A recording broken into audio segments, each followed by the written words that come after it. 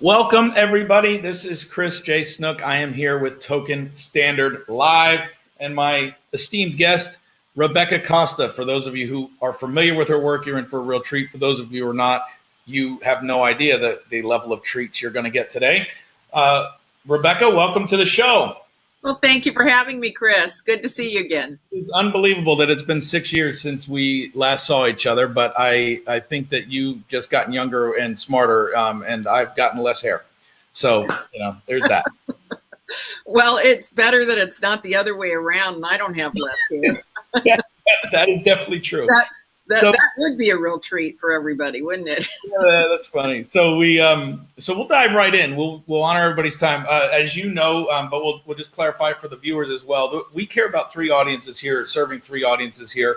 The purpose of Token Standard and Token Standard Live is not to inundate you with more stuff to consume your day, but to try and be very thoughtful and efficient with how we deliver you the more of the less that matters, as we like to say. So. With an audience of what we call smart money and people that are managing large portfolios and trying to figure out where capital is flowing next, with C-level executives that are trying to understand for their industry and also for their enterprise what decisions and what unintended consequences may come by the decisions they do or don't make. And then lastly, for those who are executing and building the new products or the technology stacks that are ultimately running our lives, that DevOps crew, as we like to call it, those are the three audiences that we care most about and that we try and serve. And I couldn't think of a better person to start this series off with than you, because you've defined complexity as having more wrong choices than right ones. And so as we sit here over the next year or however long and look to help people make better decisions, I thought, why not start out with the person who says you're not going to have as many right ones to make anyway. So welcome to the show. Talk to me a little bit about that. Why is that true? Well, I think everybody could agree that, things that used to be very, very simple are very complex right now. Our brains don't evolve at the same pace as social progress. And so while our brains might understand a simple thing like barter, meeting each other in the street, and I have some eggs and you have some carrots, and we bicker back and forth until we both agree on a price, we make a trade, and we both think we got the better of the deal.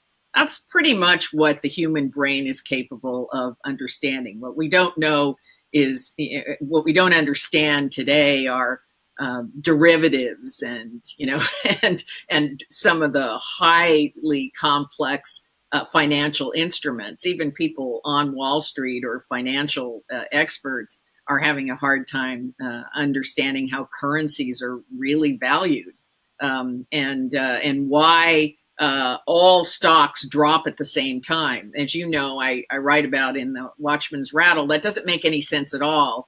All companies didn't lose value at the same moment, at the same day, right? So we're not really understanding how all of this works. And if you talk to the experts in the world, much of this is just, as Greenspan said, it's based on irrational exuberance and irrational fear and some very primitive emotions. So when things become more complex than the human brain was designed to, and has evolved to really be able to comprehend and manage in a rational fashion, we become highly confused between what is an empirically proven fact and what is a unproven belief. And this has been something that has occurred throughout human history, as you know, because sometimes I feel like you know my books better than I know them, to be honest. Just because I've read them about 10 times, I think.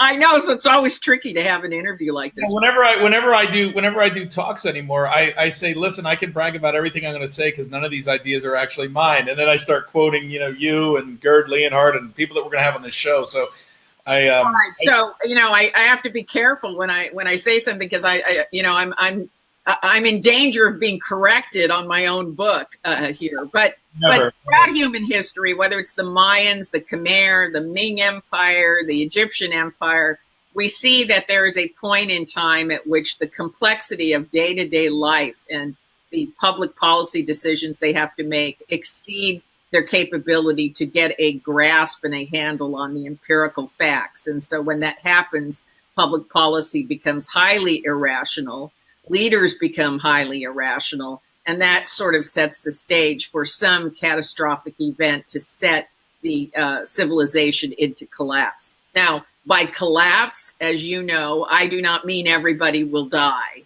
I think that's an important thing, because I think of collapse, and as much as I like to think about myself as someone who's weighing, and I'm definitely an optimist, I will tell you that I get fearful. I mean, I do. I sit there and I recognize that I'm fearful, and then I can choose, how I want to deal with that. But then I also recognize that maybe other people don't recognize that they're fearful, and then I get more fearful that they're going to react and do something I'm going to have to deal with, right? So collapse is a big word. Like I want to make sure. Yeah. Okay, so when I'm a scientist, so when I use certain words, I don't have an emotional intent with that word. So. And that makes me a bit insensitive sometimes when I'm speaking. So let me clarify what collapse is. Collapse is simply a reversal to easier systems, to more simple systems. That's all. If we have a global economic collapse, which we will, it's nothing to fear. It just simply means we're going to, for a period of time, go back to bartering, and then we'll work our way back on up until we reach systems that we're capable of understanding and managing in a rational fashion. So it doesn't mean people are going to die, and it doesn't mean they'll be shooting in the street or anything. Just imagine tomorrow that there's the worst case scenario, a massive global financial collapse. What is it going to mean? You'll still go home. Your wife and children will be there. You have some canned goods, hopefully, in your pantry. So, you're not going to starve. Maybe there'll be a temporary disruption in power. But not for more than a few days, and then we'll get it together. And then, we'll try to correct whatever caused the financial collapse, and we'll move forward. This is the history of humankind, right? Civilizations collapse throughout the history of humankind, and it didn't mean the end of humanity.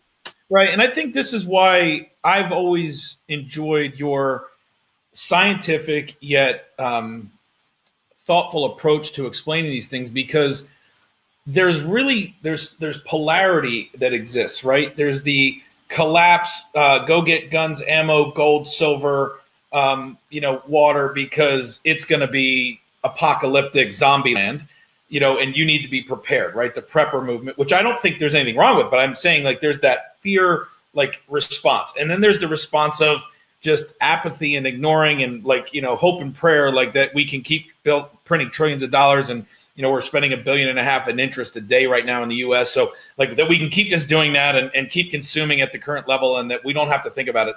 And then there's, like, the optimistic, emerging entrepreneur / unsophisticated investor that's like, oh, well, as soon as it all collapses, everyone's going to move into Bitcoin or cryptocurrency, which is actually potentially, an interesting future state look at what currencies could be. But in my opinion, again, has more friction and more complexity at its current state than the current system. And so not likely to be a move to simplicity or a flight to quality right out of the gate. So help us make sense of this, because I have a feeling when this happens, you're going to get a lot of downloads. Well, first of all, let us look at collapse in a more positive way. Okay. A collapse is a correction. It's a correction. And as with any correction, whether it's large or small, it depends on the degree to which you've adapted, right? So if you adapt and mitigate successfully along the way to change, the severity of the final correction might be rather minor and insignificant. It's a failure to adapt at the rate at which change is occurring that causes the final correction to be severe and highly disruptive. So if you're changing, if you're making those changes along the way, if you're successfully adapting, then the change in the environment or whatever change is causing the disruption is not going to be particularly difficult to get through. And so I think that's one way to look at it. And I think that one of the reasons you're doing these podcasts is to help people keep up with the pace of change. to adapt at the rate at which change is occurring. And to the extent that you can do that, like by leveraging technology, we're going to talk about this in a little bit, artificial intelligence, the tools that are available, to the extent that you can keep up with that, then you will be better prepared for whatever that correction is. And you may be able to mitigate it to the point where the correction is really no big deal. Yeah, and I think one of the things that segues nicely into just kind of level setting everyone who either read Watchman's Rattle way back in 2011 when it came out, or maybe has never heard of it.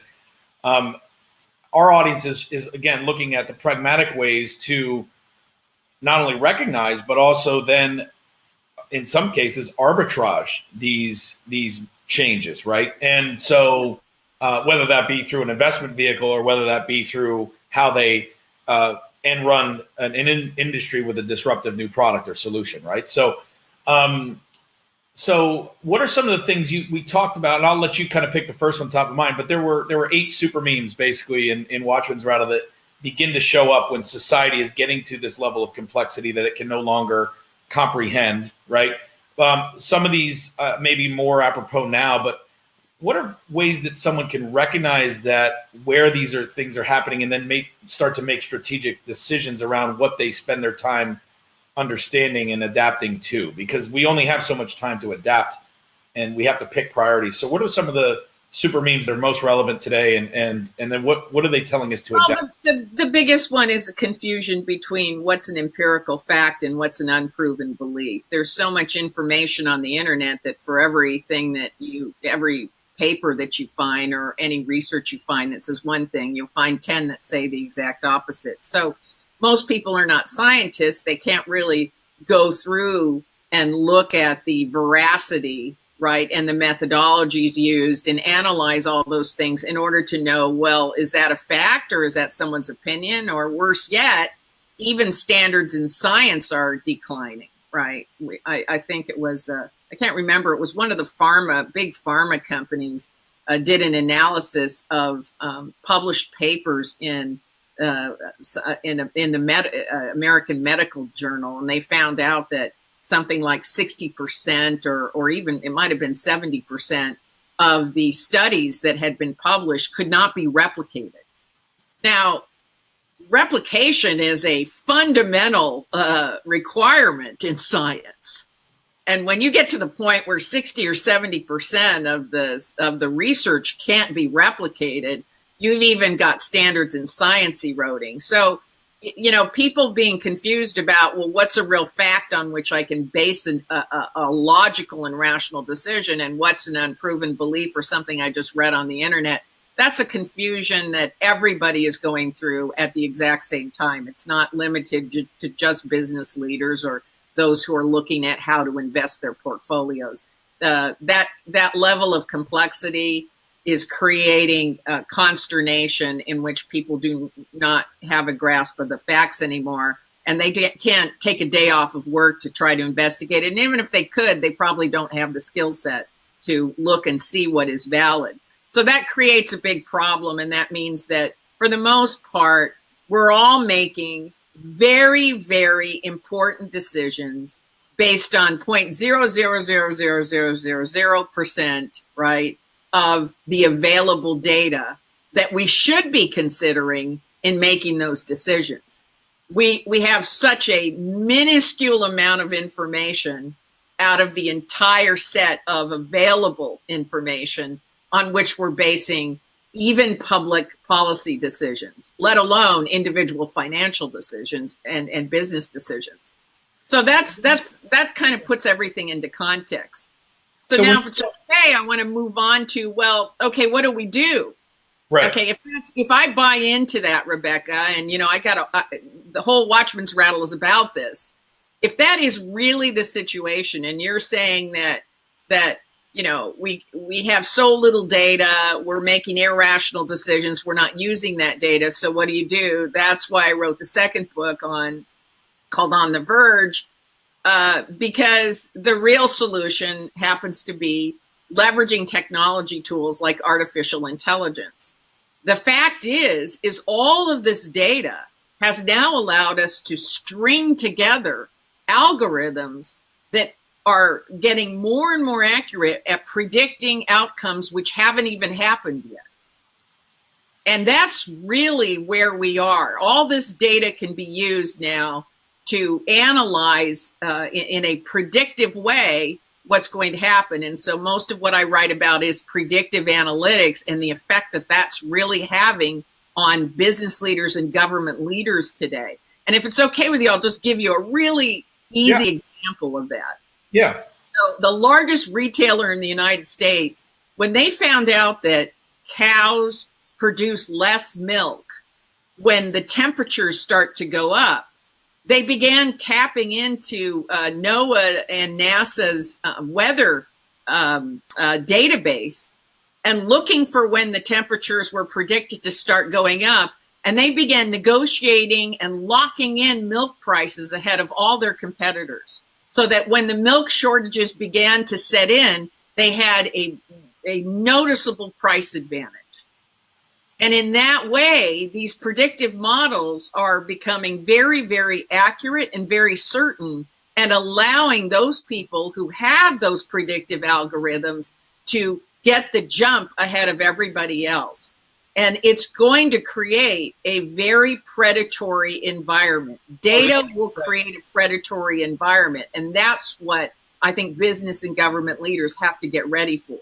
Well, I think that's the important thing, is that, those opportunities will always create a strong advantage for one set of people who, A, have the awareness, B, the capitalization and the tools to deploy. And then the impacts, though, create another set of challenges, opportunities, which are, retail investors, for example, they have no shot at this point, right? Like the dark pool, the quantification that large funds can deploy, just it makes me, as the average investor, completely basically David and Goliath without a slingshot.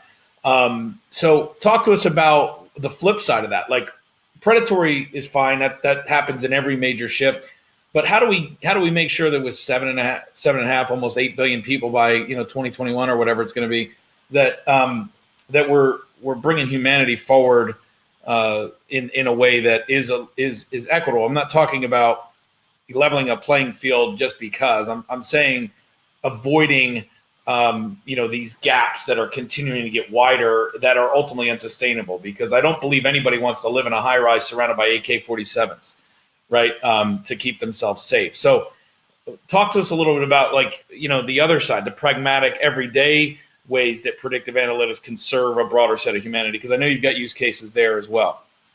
Well, as an example, just yesterday, I was talking to the founders of the Human Vaccine Project, right? So that's a nonprofit, and what they're trying to do is become a global consortium for all the information that's available in various pockets around the world about the human immune system. It turns out that vaccines don't work very well. They're very difficult to produce, right? They're very labor intensive to produce, and they work about 10 to 20% of the time. And most of the time, which is a kind of an odd thing, you can take a vaccine and it will work 80% of the time in the United Kingdom, and it will only work 10% of the time in Uganda. Now, you would think, well, human physiology is basically the same. No, it isn't. Vaccines don't work the same, and sometimes they don't work at all. In fact, most of the time they don't work at all.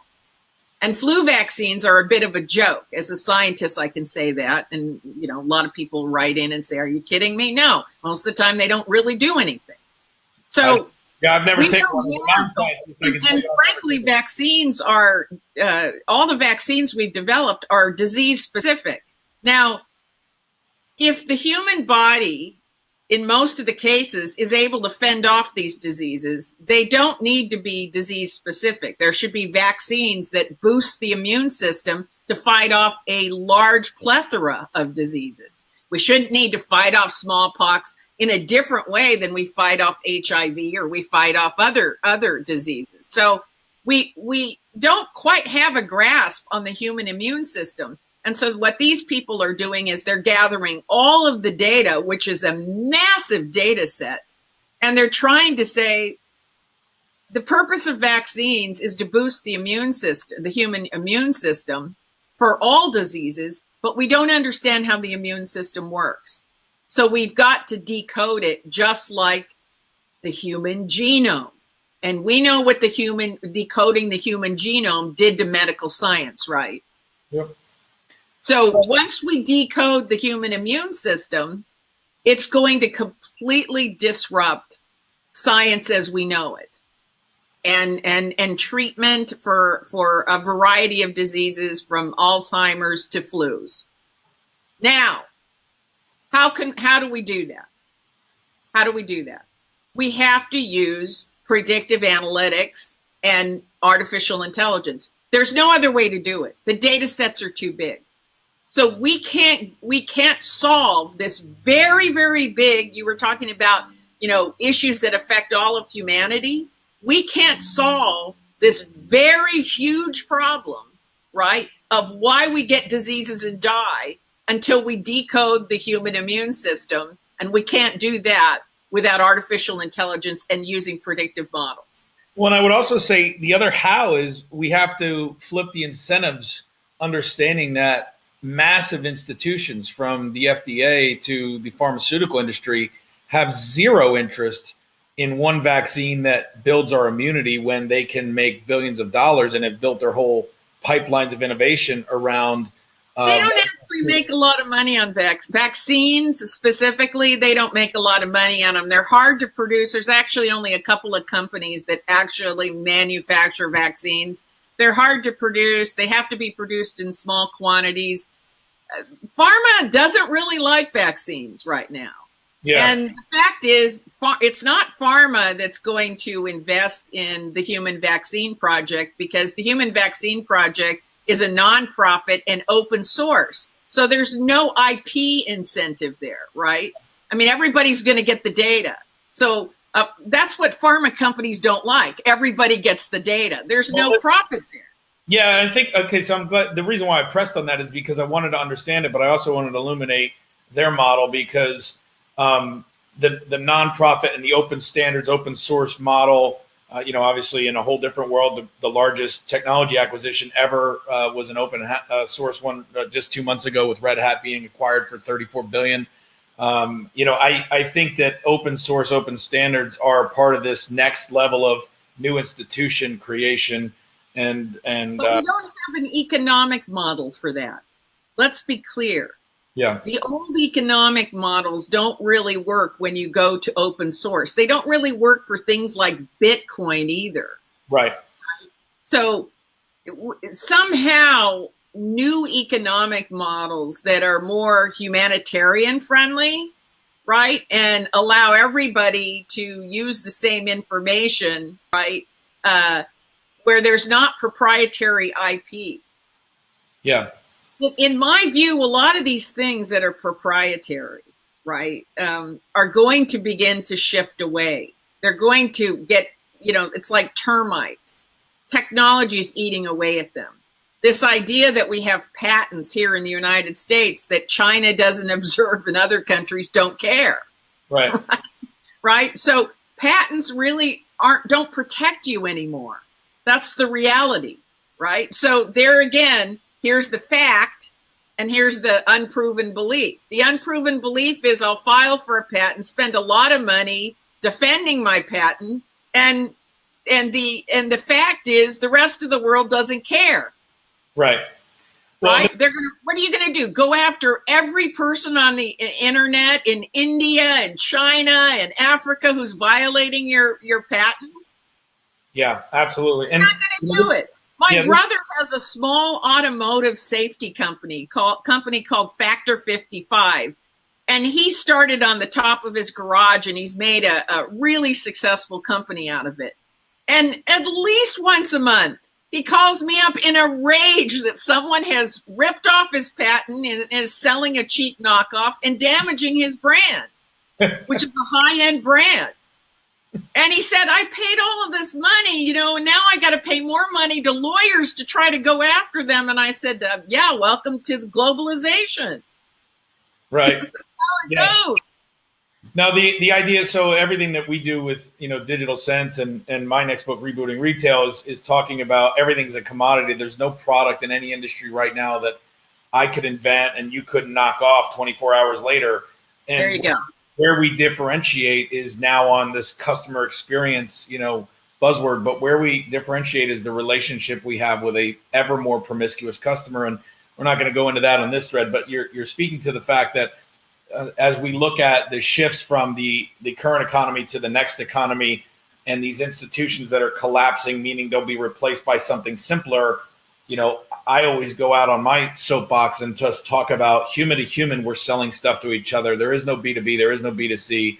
If you want to get simple, understand the pain points and the journey that a human being is on and put your brand in a conversation with them and your product solution in a dynamic way to deliver that. And technology can help you do that in ways it never was. And you can unlock, as a collective, we can now unlock another 3 to 4 billion people that have never had a chance to participate because now they've all got one of these in the That's right. That's right. So that kind of brings us to another subject, right? Where we're talking about all these institutions are going to have to collapse and go away because they're really not relevant in a global economy.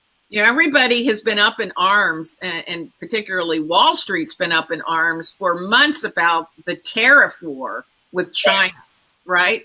And everybody's all concerned that we're in these tariff wars with everybody and, how's that going to shake out? But at the end of the day, the only fair tariffs are no tariffs because the consumer doesn't want to be blocked from buying a cheaper Chinese good. They don't want to be blocked from buying from India or Africa or wherever they want to shop. And the internet has made it possible for them to shop anywhere they can get the best product for the best price. And so when you start to put these tariffs on things, it just doesn't work. It's inconsistent with where technology has brought the consumer. The consumer wants freedom of choice, best product for lowest price. Anything that gets in the way of that is really kind of old and needs to be abandoned, including tariffs. So imagine a world where every country, similar to nuclear disarmament, right? The dream of nuclear disarmament. Let's imagine tariff disarmament, right?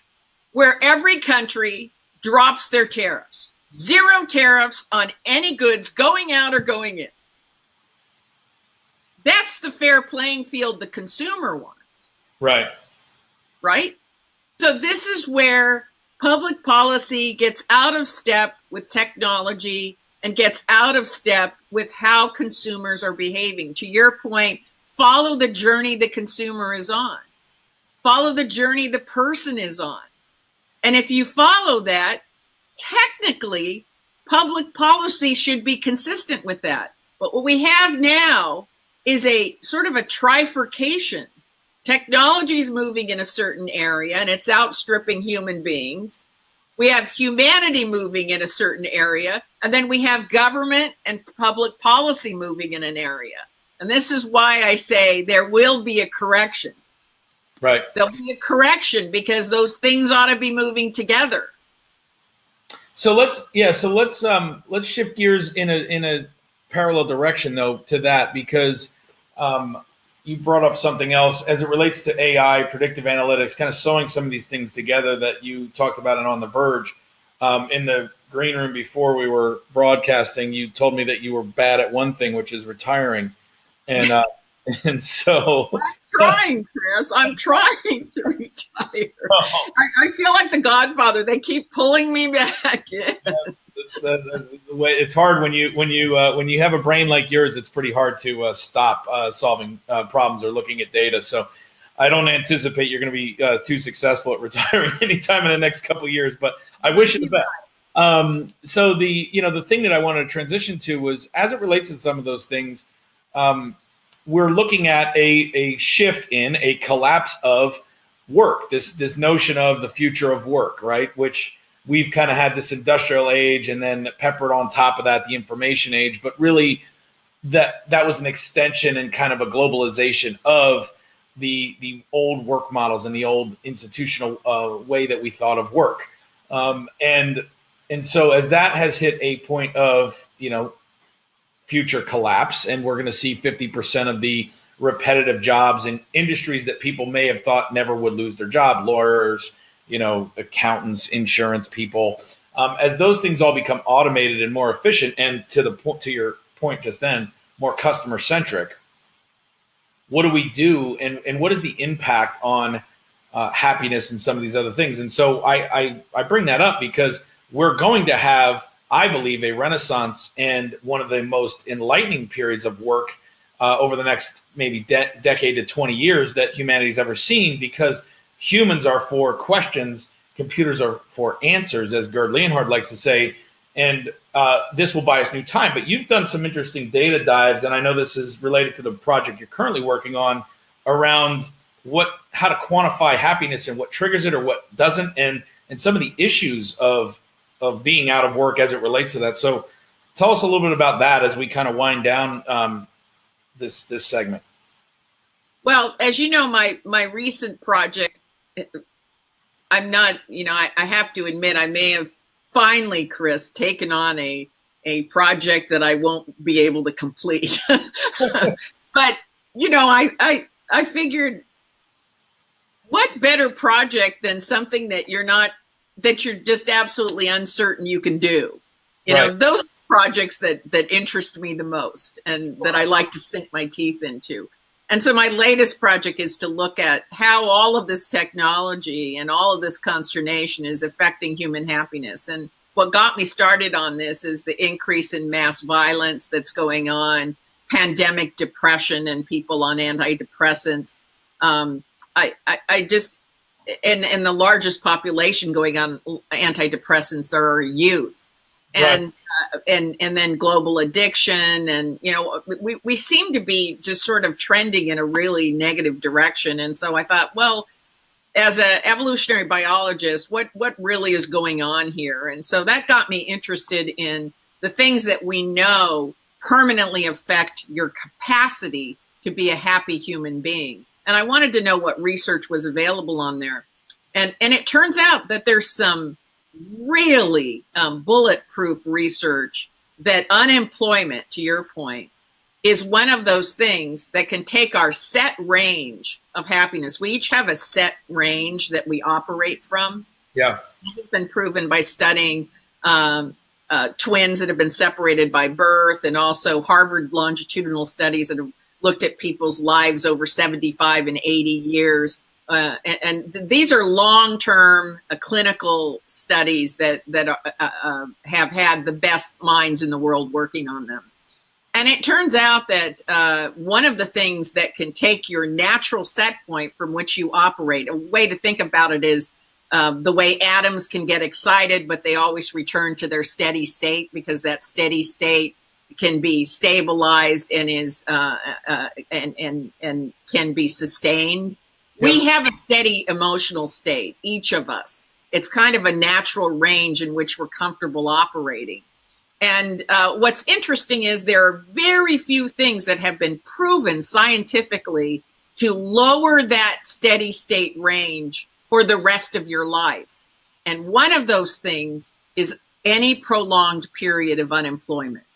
You never rebound back to the levels of happiness you were able to achieve prior to that unemployment. I don't think a lot of people know that. I certainly didn't know that. What is the time horizon? When I learned that, and I figured all these millennials that got out of college and were unable to find jobs, what we effectively did was we damaged their capacity to be happy. We lowered it for the rest of their lives. And by the way, this is the bad news.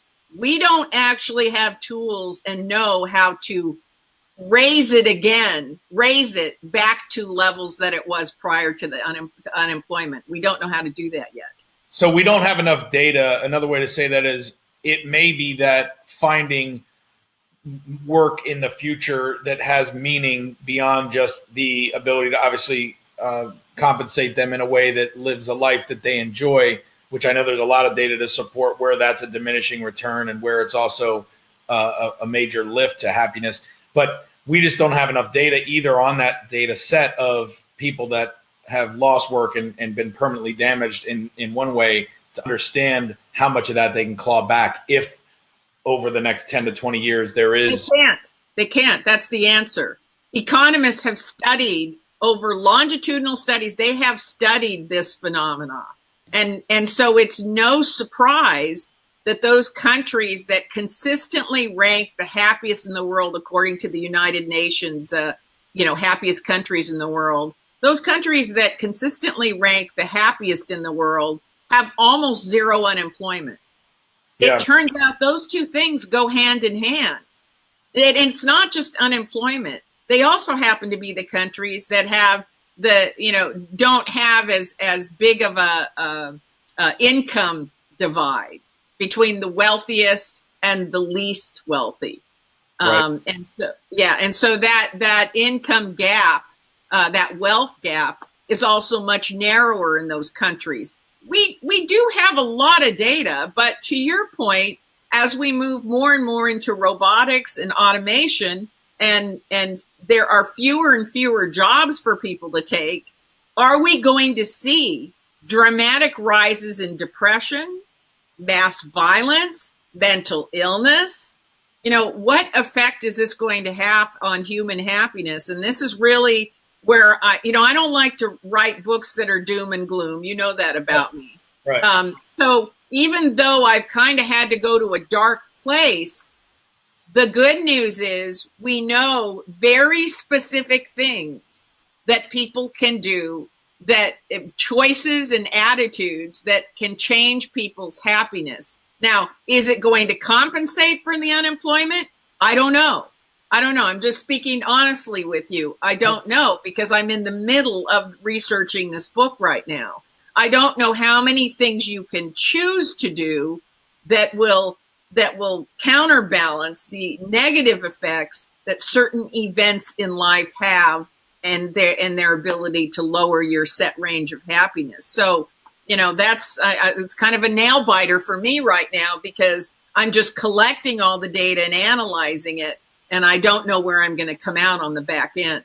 Well, it's a really interesting thing to know that you're out there doing that, as I told you when I found that out just a couple minutes before this broadcast, because the token standard is really about the token economy and understanding the new standards, the new set of rules, the new opportunities, and the new unknowns that we face in this. What I believe we're in is the fifth version of a market economy. But tokenization is not something new. This isn't about crypto. It's not about blockchain. Tokenization is merely taking sensitive data and putting it into an unsensitive container so that you can port it and move it and transact with it safely around the world. And so PCI compliance is a form of tokenization. But as we talk about everything, data being the new oil, and I would call it the new unrefined oil, Cisco's study in 2016 talked about how this year, 2018, and I think it's actually a little bit more than this, but I couldn't find it, that 400 zettabytes, which is 400 trillion gigabytes, or a gigabyte every 10 minutes for every human being that walks on this planet in exhaust. Data exhaust, that's the waste. That's stuff we did nothing with. To your point about humans can't, there's no human being or collective set of us that'll ever be able to quantify that data. Only AI and only machines can do that. And that's only going to compound, right? So 400 trillion gigabytes this year is going to be whatever the heck it's going to be next year. It's going to be a lot more. It isn't going to go up incrementally, as we know. But how is that affecting us? Well, how are we going to use it, right? To our advantage, right? To better humanity, to get ahead of competitors in business? How are we going to use it? Who's going to have access to it? And is it going to make us happier? Well, and how are we going to unlock new forms of work? Meaning, work is designed to give me meaning in my life, but it has also pragmatically always been a way to sustain myself economically in a market system, right?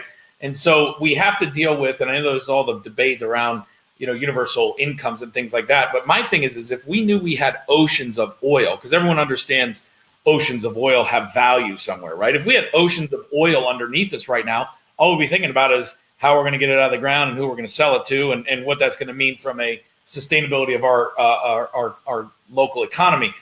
What we're saying is that with 400 trillion gigabytes, 400 zettabytes of data exhaust, we are oceans of data. We are oceans of, but we have to figure out how to put a universal value around us we have to figure out how to secure and create sovereign identities and mesh governance and things like that. But we have the raw materials for a whole new economic system, as you were mentioning earlier. We just haven't defined what that needs to be and how it needs to move. But I think if we connect it to the thing we all understand, which is happiness, and we can not go down the road of, oh, that's a soft skill or that's unquantifiable. You're saying, no, I'm going to spend probably way more time than I'll ever have just looking at the quantifiable data around happiness. So we have a lot of quantifiable data. It's just not out there in the mainstream, and it's not doing the work that it needs to do. If you know statistically that your odds of leading a happy life go up if you choose A over B, yep, then you have the ability now to make an intelligent, informed decision. I didn't have that opportunity because this had never been compiled. This had never been put together for me. So what I'm hoping to do is to be able to put together a compilation of all of the hard data, the best research that we have, so that we can look at it and say, A is better than B for me, but it doesn't necessarily mean I'll choose A. Just your personal happiness is not the only consideration that you should ever, take into account in making a decision. But you should have the data, particularly if science already knows. If science already knows that unemployment will lower your set range and your potential for happiness for the rest of your life, that puts a whole new spin on why employment is important. It's not only because people deserve, have the right to make a living and need to eat and provide shelter for their children and so on and so forth. It's not only a matter of that. It's a matter of, if you don't have employment, what happens to people's happiness and what happens to people who are unhappy? What do they do? Right. Suicide rates are up. Depression is up. Mass violence is up. We're headed in the wrong direction because we're not paying attention to the empirical data that we have that says that these choices that people make them happier or make them very unhappy, and sometimes for the rest of their life. And I think we need to get that data out. And so it's a massive data set. Believe me, I wish I had some quantum computers, right, with artificial intelligence, but I'm just kind of working my way through it. You know how I am. I'm a stubborn gal. I'm working my way through it one paper at a time. Well, we may be something we should offline collaborate on as it relates to our ICE research lab that we're putting in Sweden in Q1, and maybe it's a project that we need to align some resources around and work with you on, so we can look at that a little deeper, because I think that it is a very interesting and important input to the people that are leading and making decisions, both policy wise and also enterprise wide, on what the future of work inside their organization is. And can I just tell you one thing? As I uncover each of these, I've started to do them and I'm happier. Yeah, I'm sure. Yeah, there's been a sort of an unexpected byproduct of writing this book on happiness, in that I'm sort of following what the data says. And the unintended byproduct is that I'm actually a lot happier. Well, I think it's funny that I can't quantify this outside of my own experience either, but I will tell you, and as we wind down here, I can't thank you enough for being who you are and doing the work that you do, but also blessing our audience and future replay audience of this with 45 minutes of your wisdom and time and energy. But I will tell you that, part of these talks and us doing this kind of thing is, last year, I think I was on the road to 27 different events. I was in 13 countries, and it was an important kind of investment of time. But I came back from DC this last weekend, and it was the last event I'm doing this year, and it's probably the last event I'm going to travel to that's not ours for a while, because what I realized is that, what makes me happy is helping to uncover and discover the ideas of people like you. But what does not make me happy is grinding through conferences and waving speaker fees down to make it work for the organizers and do the economic thing because it doesn't get the information out there any better or different necessarily. It's an important input to one degree, but this is us too, looking at how to simplify the business and leverage technology to be happier and bring the ideas to more people. So I definitely think there's something there. I would be one of the first people to read it, but that's because I read all your stuff. I'm biased. Anyway, well, thank you. I'll let you know if I actually get the manuscript pulled together. Right now, like I said, I'm kind of I told myself the way I described it is I'm too far to turn back, and I'm too far from the other side. So there's only one thing to do: lay on my back and start kicking. Well, I want to hit land.